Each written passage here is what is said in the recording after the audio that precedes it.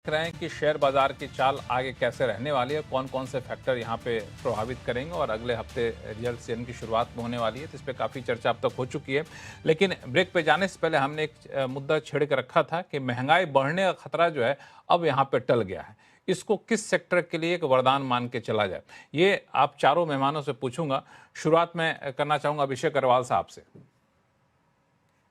मेरा जो इसमें ऑब्वियस पिक होगा लक्ष्मण जी, वो होगा एक ऐसे सेक्टर को देखते हुए जहाँ पे डिमांड की कोई इश्यू नहीं है, बट अगर इस तरह का जो वॉर की सिनेरियो की वजह से जो एलिवेटेड प्राइस थे जो अब करेक्ट हो गए, तो उसमें सबसे बड़ा बेनिफिशियरी कौन होगा? मेरा यहाँ पे जो फैक्टर होगा वो सेक्टर है एनर्जी। बिकॉज़ एनर्जी सेक्टर के अंदर में जो पावर जनरेशन कंपनीज़ है, वहाँ पे डेफ़िनेटली जो है वो मैटर करता है उनके लिए। बिकॉज़ हमारे पास सोर्स ऑफ पावर भी जो है वो बहुत मैटर करती है, और अब क्योंकि अ, जो एलिवेशन था, लॉजिस्टिक चैलेंजेस आ रहे थे, क्रूड ऑयल के ना अवेलेबल होने की वजह से या बहुत ज़्यादा महँगाई होने की वजह से, अब मुझे लग रहा है कि कम से कम इंडस्ट्रिया में जहाँ पे आगे आने वाले सीज़न में, जो कि फेस्टिव सीज़न होगा, उसके लिए पहले से इनको तैयारियाँ करनी पड़ती है। उसके लिए पहले से एक अपना प्रोडक्शन रेडी रखना पड़ता है, जहाँ पे एनर्जी की जो डिमांड है, वो मुझे लग रहा है कि और आगे कंटिन्यू बढ़ती हुई दिखेगी।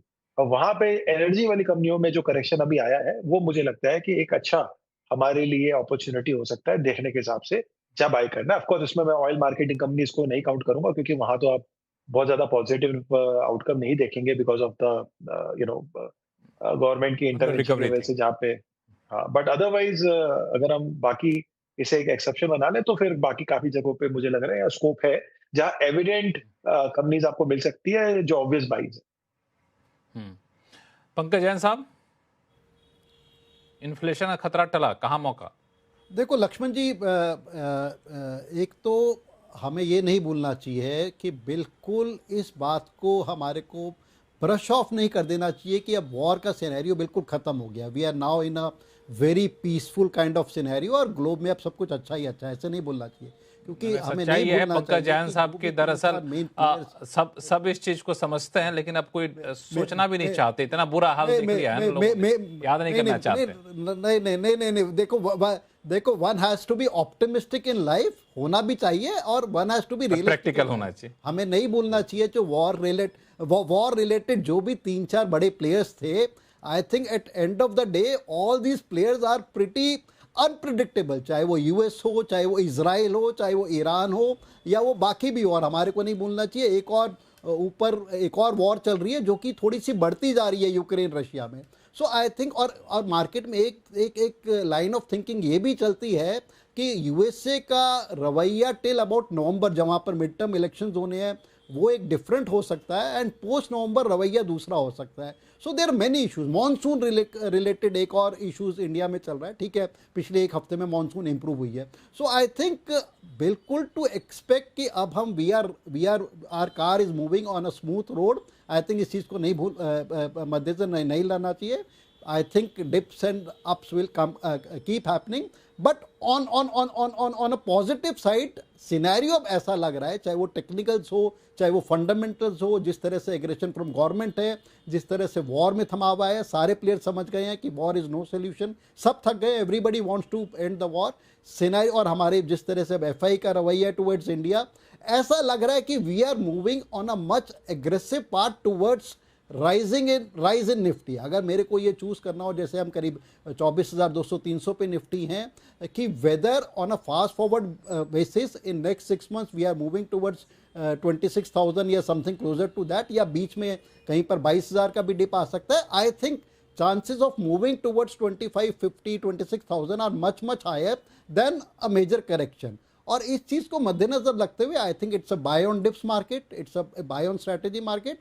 इसमें बस हमारे को ये ध्यान रखना पड़ेगा कौन से सेक्टर्स एक ट्रेडिंग कॉल सेक्टर्स है, say something like a real estate, something like metal, something like oil marketing companies. इसमें हो सकता है something like FMCG, we get more of a trading bets कि हम एक अट्रैक्टिव, या आईटी टेक्नोलॉजी पे भी I think it's more of a trading bet कि अच्छे लेवल्स पे एंट्री की, we make about 10-15% and get out of those particular trading bets. and there are some sectors which are consolidating, which are on path of longer growth trajectory, जिसके अंदर अगर मैं अपने आप को दोहराऊंगा से something like automobile, something like auto ancillary, something like pharma, something like health care, I think something like energy equipment, I think these are the sectors which are on growth path, consistent growth path. FIIs की, domestic institutions की, mutual funds की, सब पे इस पे नजर है। So these are the places where we have to park our long term money for growth, and there are places where we have to do that trading kind of bets before things even out in those sectors. So I think markets में काफी सतर्क रहना पड़ेगा, काफी अपना homework करना पड़ेगा। it's not a child place की जैसे होता है ना, कहीं भी आप घुसे या एंट्री कर लिया। I think that kind of scenario is happening in US markets, in Taiwanese market, in Korean market, in Japanese market, कि आप कहीं पर भी घुसिए और आप पैसा करिए। I been reading articles about Korea and Taiwan कि वहां पर लोगों ने अपने इंश्योरेंस के पैसे भी कैंसिल करा करा के इक्विटी मार्केट में डाल दिए। So that's a very dangerous जमाना हमारे यहाँ भी था, बट अगर पैसा बन रहा है तो आई थिंक दैट इज हाँ, so that is happening in their market. So how it ends over there, it is to be seen. So to sum it up, I think we are on a very encouraging kind of scenario for our markets, and I think things look much more rosier what it was about 1 month or 2 months back। और मेरे को लगता है कि अगले 6 महीने से till about December markets यहाँ पर काफ़ी encouraging हैं। You just have to be aware and realistic and be cautious। पैसा काफ़ी अच्छा बनने को तैयार है हमारी मार्केट्स में। पैसा काफ़ी अच्छा बनने को तैयार है। सुदीप सर, आप क्या ऐड करेंगे? मैं तो ये सुनना चाह रहा था कि भाई ब्याज दरें नहीं बढ़ेंगी, बैंकिंग सेक्टर, बीएफएसआई सेक्टर के लिए अच्छी खबर है, एनबीएफसी चल ही रहा है कुछ ही दिन से। देखिए, पहले तो मैं थोड़ा ऐड करता हूं जो अभिषेक जी ने कहा कौन से सेक्टर वार खत्म होने के बाद बेनिफिट होगा। तो इसमें मैं एयरलाइन, एविएशन सेक्टर, क्योंकि जैसे हम जानते हैं एविएशन टरबाइन फ्यूल का प्राइसेस सिग्निफिकेंटली नीचे आया है और लगभग 40% उनका ऑपरेशन कॉस्ट एटीएफ है। तो एविएशन सेक्टर को बहुत बड़ा बेनिफिट है। ट्रैवल टूरिज्म सेक्टर को ओवरऑल मुझे लगता है अच्छा खासा बेनिफिट इस वार खत्म होने का मिलेगा। तीसरा फर्टिलाइजर, ये आमतौर पे सामने नहीं आता है पर फर्टिलाइजर पे क्रूड ऑयल प्राइसेस का बहुत बड़ा असर है और सारे जो फर्टिलाइजर के जो कुछ हद तक इंपोर्टेड होता है और कंपोनेंट्स भी, मटेरियल्स भी इंपोर्ट होते हैं, तो फर्टिलाइजर्स के लिए भी माहौल अच्छा बनने की उम्मीद है वार खत्म होने के साथ साथ। और इसके बाद जो ओवरऑल माहौल बन रहा है, वार खत्म हुआ लग रहा है, ऑयल प्राइसेस नीचे आया है, करेंसी डेप्रिसिएशन नहीं हो रहा है, वहां पे आरबीआई ने अच्छे कदम लिए हैं। इसके साथ साथ मॉनसून भी लग रहा है कि वापस इंडिया की तरफ आ गया है, हमारी तरफ आ गया है। और ऑफ कोर्स डिस्ट्रीब्यूशन कैसा होगा, कितना देर तक ठीक ठाक चलेगा, वो सब देखना होगा। पर आज के दिन में जो स्थिति है, मॉनसून भी पॉजिटिव लग रहा है। तो ये सारे पॉजिटिव माहौल जो है, इसमें मैं कहूंगा कि कंजम्पशन रिलेटेड स्टॉक्स में भी मोमेंटम अच्छा देखने की उम्मीद रहेगी। एफएमसीजी बोलिए, कंज्यूमर ड्यूरेबल्स बोलिए, ऑटो एंसिलरी, हर तरफ मुझे एज ऑफ नाउ पॉजिटिविटी दिख रहा है। और बीएफएसआई, यहाँ पे तो एक सेक्युलर अपट्रेंड की उम्मीद है आने वाले दिनों में। और प्राइवेट सेक्टर बैंक्स की अगर बात करें, वहां पे तो जो टॉप प्राइवेट सेक्टर बैंक्स है वो तो बिल्कुल नो ब्रेनर है, क्योंकि वैल्यूएशन के हिसाब से वहां पे डाउनसाइड बिल्कुल दिख नहीं रहा है और अपसाइड सिग्निफिकेंट है और बहुत ही अट्रैक्टिव वैल्यूएशन पे कामकाज कर रहे हैं। तो बाय एंड लार्ज मुझे इक्विटी मार्केट का सिनेरियो, जैसे पंकज जी भी अभी कह रहे थे, it's more bias towards upside than downside, unless there is some major global event which upsets the entire calculation. हालांकि इसमें ग्लोबल इवेंट में सबका डर लगा रहता है, ट्रम्प साहब कुछ ना करें, लेकिन ये कि आजकल सुबह उठते हैं तो कुछ वैसा हल्ला हंगामा वाला अपना ट्रूथ सोशल पर डालते नहीं है। आप में से किसी ने कहा भी बड़ा अच्छा कि नवंबर तक थोड़ा शांति रहेंगे, ऐसा मान के चला जा रहा है। अनिल जी, कुछ ऐड करना चाह रहे थे आप? जी, इसमें एक दो सेक्टर मुझे बहुत अच्छे दिखाई दे रहे हैं कि ये जो, चूंकि जैसा हमने बात की कि इन्फ्लेशन की संभावना अब काफ़ी कम हो गई है और जो इंटरेस्ट रेट बढ़ने का डर था वो भी कम हो गया है, तो उसका सीधा असर जो है दिखाई दे रहा है कंजम्पशन पर और साथ में रियलिटी सेक्टर पर। अगर आप देखें तो मुझे रियलिटी सेक्टर के इंडेक्स में भी काफ़ी अच्छा मोमेंटम दिखाई दे रहा है और उसके स्टॉक्स में भी अच्छी डिमांड दिखाई दे रही है। और साथ में एनबीएफसी तो वो करेगा ही, कंजम्पशन में भी बढ़िया इम्पैक्ट आ रहा है, क्योंकि जो एक लग रहा था कि भाई ज़्यादा महंगाई बढ़ जाएगी तो लोग बड़ा सेलेक्टिव एक्टिवली कंज्यूम करेंगे, वहां पे बढ़ने की उम्मीद है। तो उसका सीधा सीधा इम्पैक्ट फिर सीधे सीधे आपको वहां मिलेगा। ऑटो एंसिलरीज में बहुत अच्छी डिमांड बनती हुई दिखाई देगी। तो ये सारे वो एरियाज हैं जहां पर हमें ध्यान देना। अच्छा, एक चीज और है, एनर्जी इक्विपमेंट में थोड़ा सा मैं सतर्क रहने की बात कहूंगा।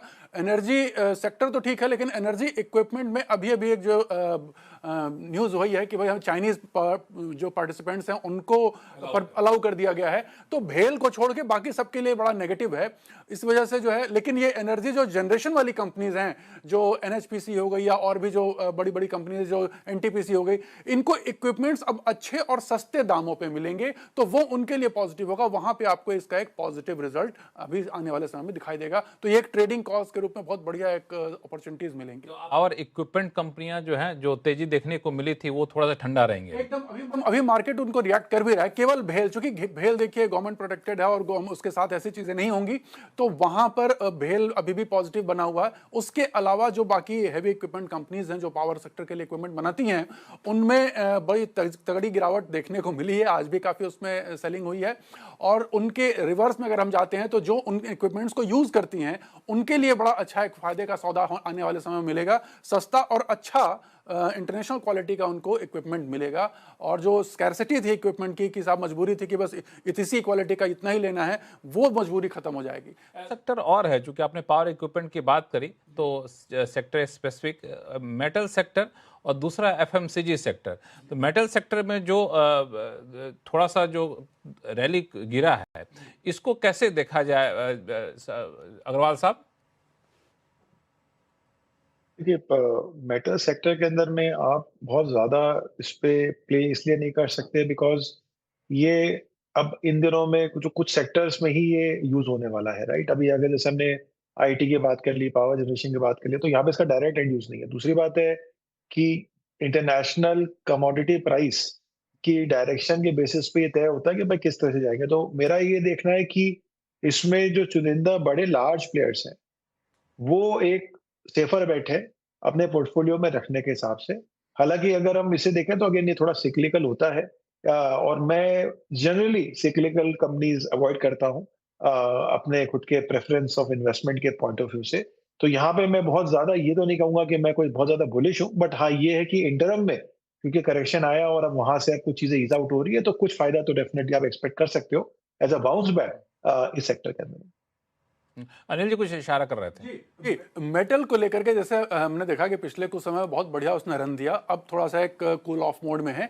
लेकिन मेटल को जो डिसाइडिंग फैक्टर है ना लक्ष्मण जी, वो आ रहा है चाइना से, क्योंकि चाइना देखिए पूरे वर्ल्ड के मेटल मार्केट को चाइना ही रेगुलेट करता है। तो अभी चाइना में जो मेटल को लेकर जो उनकी स्टिमुलस पॉलिसी आने वाली है, अगर वहां पर कुछ पॉजिटिव आता है तो फिर उससे बहुत बढ़िया एक आपको मेटल के अंदर में तेजी दिखाई देगी, उनके पूरे मार्केट में तेजी दिखाई देगी। अदरवाइज कहीं ना कहीं जो है ये प्रॉफिट बुकिंग या कंसोलिडेशन का फेज थोड़ा बना रहेगा। हालांकि लॉन्गर टर्म में मैं फिर कहता हूं मेटल सेक्टर पर मैं पॉजिटिव इसलिए रहता हूं क्योंकि रिसोर्सेज बड़े तेजी से हम कंज्यूम कर रहे हैं ग्लोबल लेवल पर। तो लॉन्गर टर्म के लिए जो है ये मेटल सेक्टर एक, मैं इसको साइक्लिकल अब नहीं मान रहा है, एक जमाने में हुआ करता था साइक्लिकल, लेकिन अब चूंकि रिसोर्सेज का हम जिस तरीके से फास्ट कंजम्पशन कर रहे हैं, तो अब इनकी जो अवेलेबिलिटी है, इनकी जो डिमांड प्रेशर है वो काफी ज्यादा है बनिस्बत सप्लाई के। तो वो एक लंबे समय की अवधि के लिए भी मैं मानूंगा कि इन्वेस्टमेंट के फॉर्म में इसको रखा जा सकता है और आपको लॉन्गर टर्म में मेटल में अच्छे रिटर्न दिखाई देंगे। में अच्छे रिटर्न दिखाई देंगे। हालांकि मेटल में गोल्ड भी आ जाता है, कुछ लोगों ने गोल्ड में फिर से पैसा डालना शुरू कर दिया है। लेकिन शो का समय अब सिर्फ 2 मिनट बचा हुआ है। अगले हफ्ते अगर किसी को कुछ पैसा वैसा डालना हो तो सुदीप सर कहाँ डाला जाए? पंकज जैन सर फिर आता हूं आपके पास। मैं तो यही कहूंगा कि ऑटो एंसिलरी क्षेत्र में ध्यान दीजिए। ऑटो एंसिलरी में बहुत अच्छे अपॉर्चुनिटीज बन रहे हैं और ये ग्लोबल कंपनीज है। ये सिर्फ इंडिया में सप्लाई नहीं करते हैं, ग्लोबली सप्लाई करते हैं जी, एक्सपोर्ट भी करते हैं। और हमारे कंपनीज बहुत अच्छे स्टैंडर्ड के बन गए हैं जो कि ग्लोबली माने जाते हैं आज के दिन में। तो हम लोग जैसे आईटी कंपनीज के बात करते हैं, दुनिया भर में काम करते हैं, वैसे ऑटो एंसिलरी कंपनीज भी दुनिया भर में काम कर रहे हैं, फार्मा कंपनीज भी दुनिया भर में काम कर रहे हैं। तो ऑटो एंसिलरी और फार्मा, ये दोनों क्षेत्र पे ध्यान देना चाहिए निवेशक। हालांकि इसमें एक चीज और जोड़ दूं मैं कि ढेर सारे जो फ्री ट्रेड एग्रीमेंट हो रहे हैं ना, उसमें कई देशों में भारत के जो ऑटो कंपोनेंट हैं उसके लिए बड़ा ड्यूटी रिबेट मिल रहा है। ये भी अपने आप में एक लॉन्ग टर्म में एक अपॉर्चुनिटी मुझे अच्छी दिख रही है। बाकी स्टॉक के हिसाब से तो आप लोग ज्यादा बेहतर बताएंगे। पंकज जैन साहब, एक हफ्ते में कुछ लगाना तो लक्ष्मण जी, जैसा देखो ऑटो एंसली और pharma, I think these are evergreen kind of scenario, long term scenario bets हैं जो कि ग्रोथ के लिए हर इन्वेस्टर को इन्वेस्ट करना चाहिए। जो आपने सवाल पूछा था कि अगर हम शॉर्ट टर्म की बात करें अगले 2, 4, 5, 6 हफ्ते में कहाँ हमारे को एक गुड अपॉर्चुनिटी ऑफ ट्रेडिंग दिखती है on a fundamental basis as well as technical basis, मेरे को लगता है गुड प्राइवेट सेक्टर बैंक्स और अच्छे एनबीएफसीज, आई थिंक इन दोनों में अच्छी ट्रैक्शन देखने को मिली है, नीचे से मोमेंटम देखने को मिला है, एक नई बाइंग देखने को मिली है। और जिस तरह से अब एक माना जा रहा है कि इमीडिएटली कोई ऐसा खतरा नहीं है कि इंटरेस्ट रेट बढ़े, मेरे को लगता है कि ये दोनों सेक्टर एक थोड़े से अंडर ओन सेक्टर्स भी हो गए थे। So good NBFCs, large cap NBFCs and large private sector banks काफ़ी आई थिंक रीजनेबल वैल्यूएशन पे हो गए थे। ये दो सेक्टर को भी काफ़ी एनकरेजिंगली देखा जा सकता है।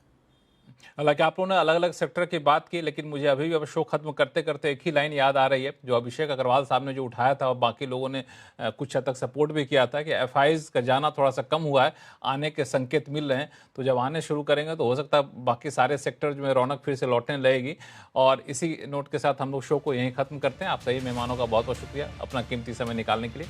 आवाज़ अड्डा फिलहाल इतना ही, देखते रहिए CNBC आवाज़। नमस्कार।